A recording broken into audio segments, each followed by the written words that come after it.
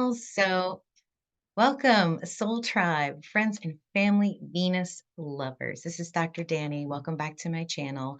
I'm very excited about all the new subscribers. It's just really amazing how many people are actually starting to look up at the sky and consider using real sky astrology or constellational astrology. So I'm just going to get into it. We'll share the screen. Let me put Facebook down a little bit because it drives me a little crazy. Okay, there we go. Hopefully this is going live. If not, then it'll be on YouTube later, so we'll figure it out.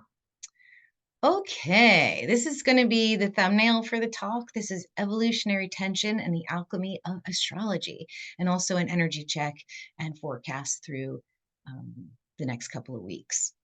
So how was that full moon for you guys? I'm just going to share and tell you guys what's been going on with me. I recently made a very, very big decision to let go of my clinical practice. I see approximately 80 to 100 patients a week, and I've been doing that for about 12 years, on top of taking call at least once or twice a week, a 24-hour shift at the hospital. And um, as my goals are changing, as my life is changing, I am making a decision to not do that anymore. I'll be just working shifts, and I'll be extending my service and receiving compensation for that. And what that's going to do is actually give me a lot more time to take care of my clients through astrology, to explore some other options for providing services.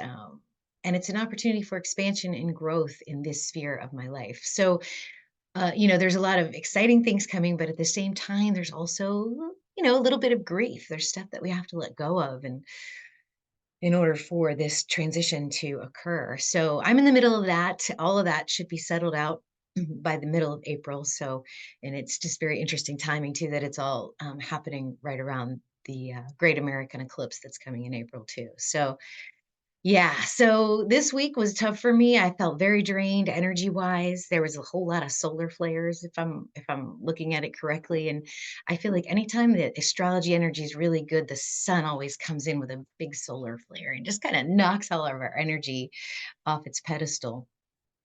So I took a wellness day. I wasn't feeling very good on Wednesday, and I just postponed to rescheduled my clinic and spent the day. It had been just cloudy and rainy and ugly for several days, and yesterday was the first nice day in a while. And so I slept in, I relaxed, I got some sunshine, and it just filled my battery back up. And so here I am, just checking in with you guys, hoping you all are okay.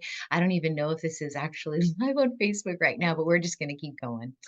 Um, so let me just summarize real quick what's happening for us energetically wise. There's three big waves of energy, as you can see here. Let me just share my screen. Here we go. Do the pen. So this, and it's all nodal energy too, you guys.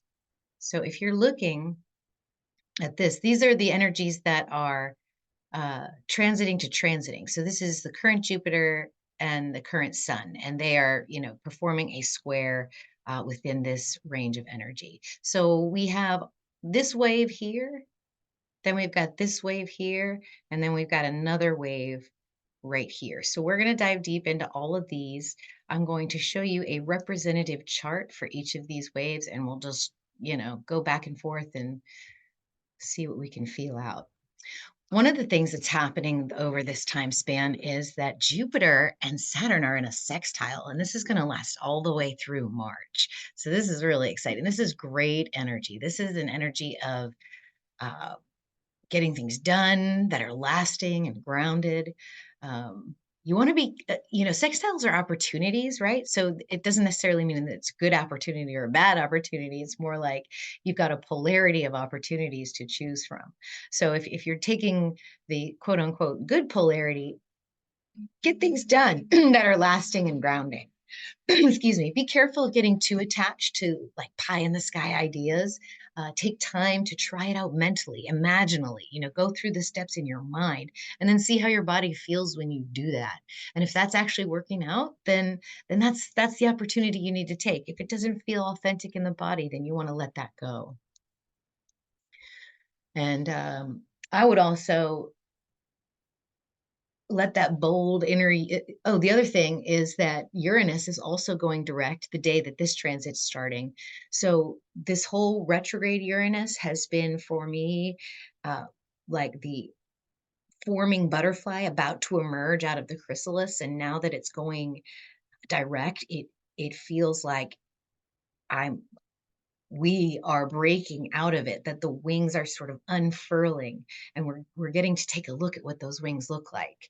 And when a butterfly first comes out of a chrysalis, it doesn't know how to fly immediately, and it's got all that goo and stuff on its wings. So it has to stretch it out. It has to see what it feels like. It has to maybe fall or stumble a little bit. So let's get into this first wave. I'll show you the chart that goes with it. And what we're looking at with this whole transit that we're going to discuss is basically nodal energy. Everything seems to be squaring the nodes in the upcoming weeks, either squaring them or sextiling them. And what traditional astrology uh, calls this situation where you have something forming a T-square with the nodes is called in the bends. Okay. And the bends is also a diagnosis that you get when you've been scuba diving too long and you let that nitrogen gas build up in your blood. At pressure, it stays liquid.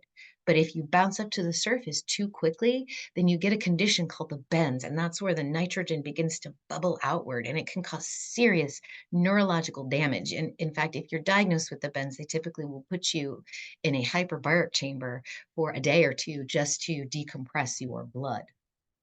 You have to breathe a different kind of gas. It's crazy. So this is what we start out. We basically start with Mercury and Mars conjunct in the constellation of Sagittarius. This is the constellation, you guys, not the sign. I love it when you all correct me and tell me that I'm using the wrong sign, but that is tropical astrology. I don't practice tropical astrology. I have learned from and used the wisdom of tropical astrologers because that ancient wisdom is very accurate, very correct. But I use the sky. So, so thank you for your input on that. I appreciate you. But we're watching Mars and Mercury in the constellation of Sagittarius. This combination just of Mercury and Mars is mental action, keen perception, quick wit, but it could also be a rude awakening. Okay, so this transit lasts for a couple of days. Mercury will quickly uh, move this way towards Pluto and leave Mars behind, and Venus will quickly catch up to Mars because Mars moves a little bit slower than Venus and Mercury. So here we are, Mars and Mercury in the bends. So this is where Pluto has been all year long, purging, transforming, and empowering the secrets and the highest truths of our souls. So for Mercury and Mars, this energy shouldn't be necessarily unfamiliar, but it may manifest in a way that we're not typically used to. It might anger us, it might confuse us. But if you've been in touch with your destiny, you will be able to exercise decisions quickly and with compassionate detachment. If you have not been in touch with your destiny, if you're one of those souls that's still sort of trying to figure it out, you might feel forced in this energy to make decisions that you don't want to make. The best thing to do in this energy, especially with Sagittarius, which is the highest truth, higher knowledge, is to speak with Mercury your truth. Also, be kind. Take actions that are aligned with your inner truth. And you might hear from your ego a little bit, trying to tell you to do something different. If you're having trouble with this, don't be afraid to ask for help. So some of us are afraid to ask for help, and anything in the bends with the nodes can also be about transcending fear. But another thing that Mars and Mercury are doing that's interesting is that they are also trining on Uranus, which is now direct. Remember, so it was retrograde for about 4 or 5 months, and now it's direct. So now we're emerging from that chrysalis. We're an emerging butterfly. We've metamorphosized, and now Mars and Mercury want to speak to that. So you might feel a little disoriented. Like I said, you're just coming out of this chrysalis. You just finished that transformation. And until you've truly connected with that inner authentic self and the higher truth of you, it might feel a little awkward in this energy, but you also might surprise yourself. Also in this wave, I call it, the first wave. So we're still in that first wave. The sun squares on Jupiter. So here we have our sun in Capricorn, the highest spiritual expression of ourselves in the constellation that crystallizes reality that we've been co-creating. And it's squaring on the joyful, jovial, abundant Jupiter. So this squares don't necessarily have to be hard. They're lessons, but we can also use them to our advantage. We can use them to learn something. So this can be a very informative time for you, especially with Jupiter in Aries, being the highest faith, the highest optimism of the self. What do you need to do to get there? What are your highest goals? Can you make positive decisions that give you faith and optimism in the path that you've chosen? What actions can get you to align with the highest expression of yourself? Watch those expanding egos and check yourself when you get compliments as well. Okay, because Jupiter tends to be a little bit over the top. So if you do have people saying, "Oh, yes, you're amazing. We love you." Don't let that go to your head because no one's perfect. Not even the most perfect people on YouTube.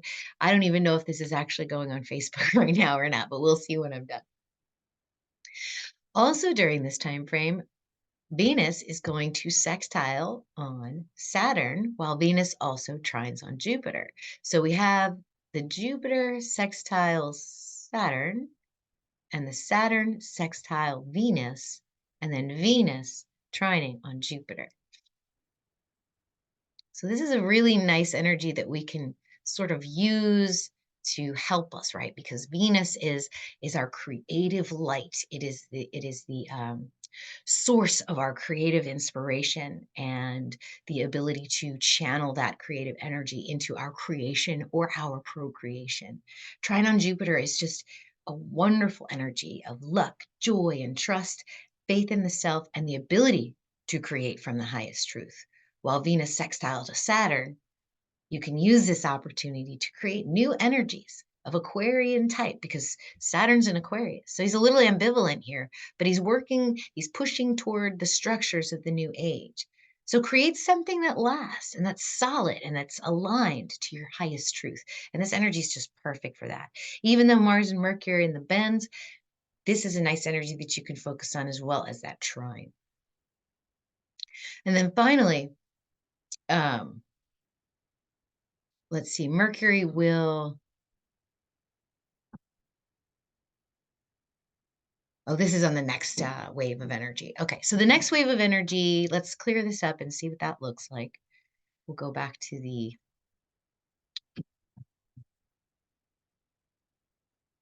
thing here. Yeah, so, right. And then in the middle of these waves, so this is that first wave where we got Mercury and Mars in the bends on the nodes, trining on Uranus, and then Venus trining Jupiter sextile to Saturn, and then Sun squaring Jupiter. So hopefully we covered all those.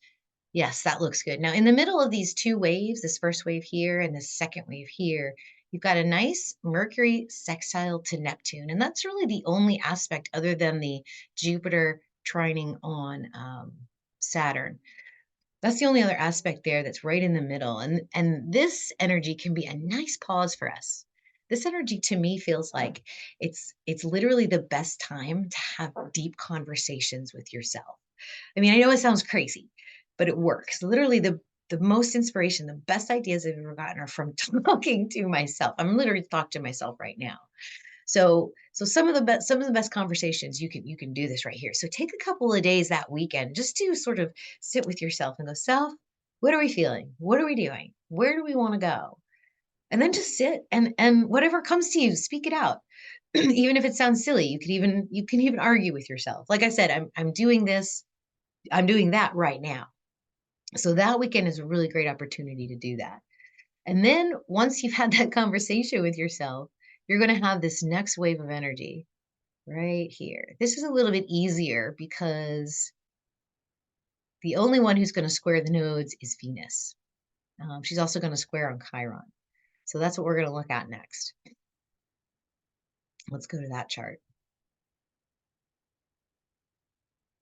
Here we go, wave 2.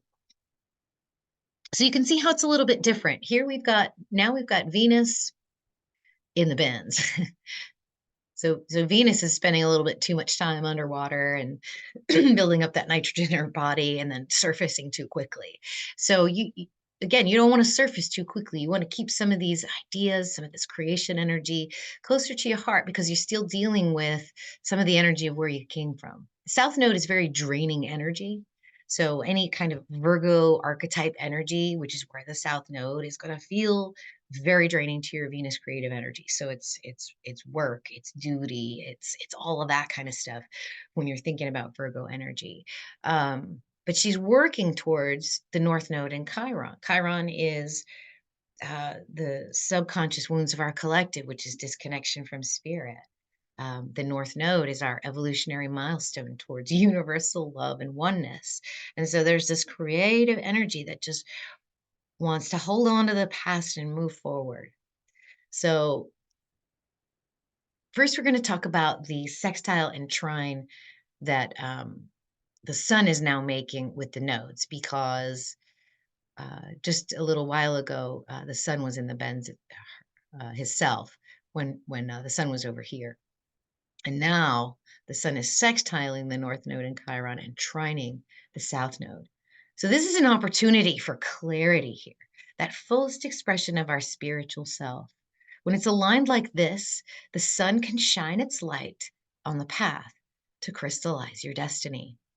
Okay, so really this is just speaking, all this energy in Sagittarius is the highest truth, higher knowledge, the wisdom.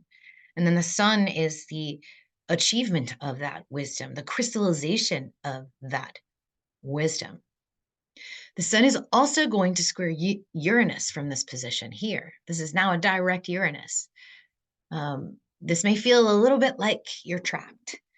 Uranus wants to be free, wants to change with the wind, wants to try the next new thing. It's in Aries, so it's all about the self. But the sun wants laser focus of the vital force on the task at hand, which is that trine to the South Node. So do what you need to do. And then when you're done, treat yourself with something crazy, like whatever crazy is for you. That's how you're going to tap into that Uranus energy and use it to help you crystallize what you need. So what might that be for you? Oh, I don't know. Turning up the radio really loud and dancing naked in your living room. That might be a crazy thing for you. Going to a restaurant, taking a spur of the moment trip, just whatever it is, do it. It's going to be crazy, but it's going to be good for you because you're going to need that energy moving forward.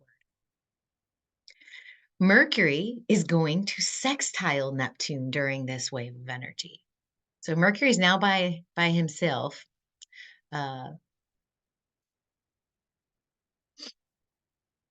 After conjuncting with Pluto.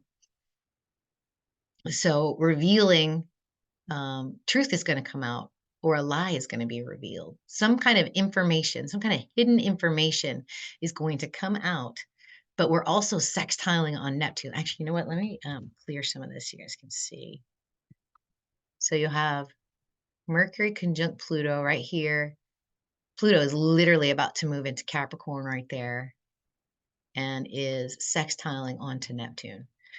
So this is a nice time for fanciful distractions, dream interpretation, fundamentally understanding the quantum connections that underlie our reality. Be aware, be careful of rabbit holes, taking your attention away from the matter at hand. And then also, very importantly, watch what you think and say in any altered states. Obviously, none of you do that on a regular basis, but if you do, watch what you say and think because thoughts become things, words become reality, and Neptune can give us a sense that our illusions are real. So be very careful during this wave of what you say and what you think. Let's see. A couple more energies here in this wave. Venus is going to trine on Uranus now. So Venus in the bends, just like Mars and Mercury trine on Uranus while they were in the bends with the nodes. Now Venus is trining on Uranus. And this is going to feel a little bit like there's something that you can't have that's very, very tempting. So just understand that you actually do have the freedom to do something different, to create something different and new, and really surprise yourself. This can also be an energy of new and interesting relationships, friendships, sexual encounters, things like that. It can be crazy whenever Venus and Uranus get together, especially a Venus in Sagittarius, because Venus in Sagittarius is always following the fire of her heart. If she's not following the fire of her heart, she does feel trapped. She does feel stuck. She does feel like the energy is waning. So she's got to go where that fire leads her. And so Uranus can show her all kinds of surprising things that she may or may not want to do, which she probably will want to do. Mars is also going to sextile Neptune a little bit later because now they're separating. They're still close enough to, well, not quite. They're close enough that, oh, actually, you know what? Let me show you the grid to see what I'm talking about. Because Mercury will sextile, but so will Mars, but they do it here. So here is Mercury, and then Mars does it a few days later, right here in this space. So this is the space we're talking about right here. So we're in wave 2. Excuse me. Oops, stop sharing. I didn't mean to do that. Hi. All right, let me get to my pen. So now having a Mars sextile Neptune. This is Mars right here. Sextiling on Neptune. So remember, you've been talking to yourself and discussing things with your higher self with Mercury sextile to Neptune, looking out for those rabbit holes and illusions. So now this is an opportunity to ask for spiritual guidance. Take action, seek it out. This will help you with that Venus squaring the nodes. This wave ends with a new moon in Capricorn on the 9th of February. And Venus and Mars will begin their conjunction, which perfects on February 22nd. Okay, let me go back to that grid one more time. Let's clear all drawings. Okay, so now Mercury likes to make little comments between these waves, and this is no different. Right here, just like we started out at the beginning with Sun squaring on Jupiter, now we have Mercury square to Jupiter. And this is going to feel like your mind is holding you back from realizing your dreams. This is literally what it is. Your mind is just going to be like, well, what about this? What about this? What about this? When all you want to do is just go for it. Okay. So positive affirmations are really crucial in this space right here. So this is going to be discussions with self. Discussions with self. And this is going to be arguing with self almost. It's almost like you can see the vision, but you keep talking yourself out of it. So arguing with self. This, by the way, guys, this little symbol right here, this is what we use in medical annotation. It means with, and then this is without. So if you ever see me do that, that's what that means. All right. All right, so this last wave here, and then we'll wrap it up. I'm not even going to sell you guys anything today. Just not in the mood. Venus does a sextile to Neptune. So let's look at that grid and see what that feels like for us. Wave 3, evolutionary tension.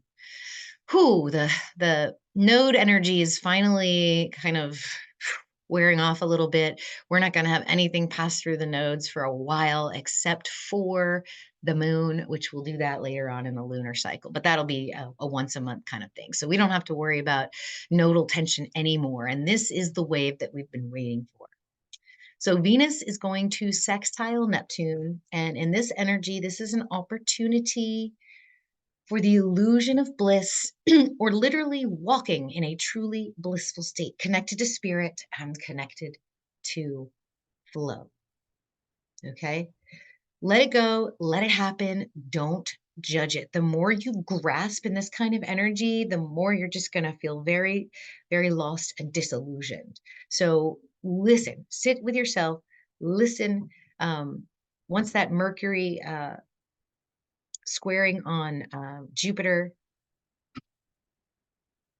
passes, you'll have this very nice energy with Venus sextiling Neptune. So let the synchronicities and the message from spirit just kind of guide you on your daily walking journey. And here, Mars and Venus conjunct to Pluto. So this is a tremendously powerful aspect. And it is so incredibly nice that it comes right after all that tension on our nodes, right after being in the bends. This right here is the magical alchemy that we're looking for. This is the alchemy of astrology right here. This can also be very dangerous with Mars. Physical possession, obsession, and reckless passion that subordinates your power, taking revenge. But the highest octave of this is tapping into your hidden power to crystallize your transformation.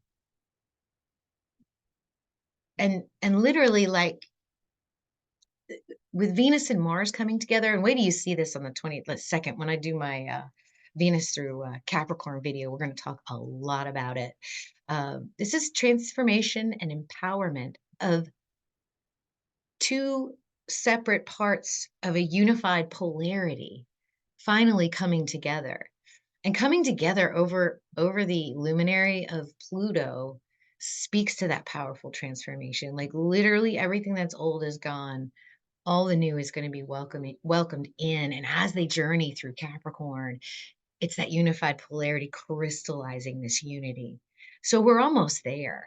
We're almost there. This is so incredible. And then in 2 months from now, all this energy is going to be in Pisces for the solar eclipse.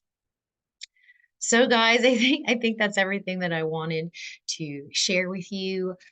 Please let me know in the comments if you have any questions. This is going to be on Facebook or on YouTube in a day or two. Um, if you guys are not this is for my YouTube people. If you're not if you haven't joined the Fellowship of 13 Signs, do that. I'm going to leave a link in the description. I'm also going to leave some links for how you can work with me. If you want to learn from me, I'll leave you links to my courses as well. So thank you so much for joining me. I hope you guys have a wonderful 2 weeks. Namaste. Thank you.